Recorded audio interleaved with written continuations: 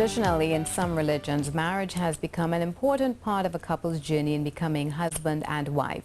As we continue our coverage of weddings in the month of June, we take a look at marriage in the Roman Catholic and Islamic faith. CNews reporter Marie Hull chatted with both Father John Persaud and Imam Sheraz Ali and discussed the status of this intuition. For some engaged couples, a religious ceremony is a significant part of their union. According to Judicial Vicar Father John Persaud, the process of getting married under religious rites isn't as simple as signing a piece of paper. He explains that no matter what religion a couple may follow, marriage is a covenant which uses the teachings of the Holy Word to describe how God's love is intended for a lifelong relationship between a man and a woman.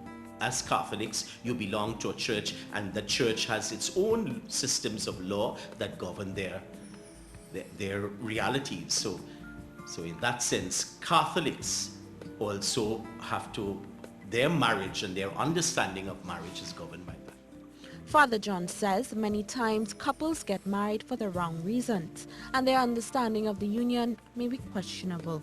Marriage, like so many other realities of the human nature, affected by sin, gets distorted, and that's why you have situations that are termed marriages sometimes that are really not marriage. Sharing the importance of being prepared and compatible before entering a union, he highlights how the church can assist couples through marriage preparation programs. The first thing is that the priest will want to do is to try and determine, are you free to enter into marriage? So are there any blocks to prevent you from doing that? So that is done through a process of investigation by filling out a weekend preparation or an extended period of 8 weeks, meeting one evening a week. But not all faiths believe a person must know everything about their spouse before entering a union. According to Imam Sheraz Ali, in the Muslim faith, learning everything about your spouse takes away from learning new experiences. He says Muslim couples are not allowed to date before entering a union, and they heavily depend on advice from their parents. A Muslim wedding or nikah is one that takes place in keeping with the teachings of the Quran and the Prophet Muhammad. An-nikahu min sunnati faman raghiba an sunnati falaysa minni. He said that nikah, it is part of my sunnah, and whosoever turns away from my sunnah, then he's not from amongst me. Meaning the sunnah, meaning his practices, and therefore we have to become married in order to continue our lives as adults and in order to procreate. Imam Ali also shared the qualities Muslims look for in a spouse.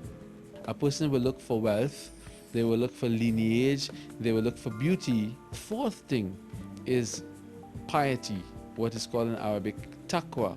And the Prophet Muhammad sallallahu alaihi wasallam said this is the quality to look for. So you look in a spouse for somebody who is practicing Islam, somebody who wants to become a good obedient servant of Allah, and that will be the best wife or the best husband for you. Despite their differences though, the leaders share the view that prayer must always be a part of the journey of marriage. Marie Hull, CNews.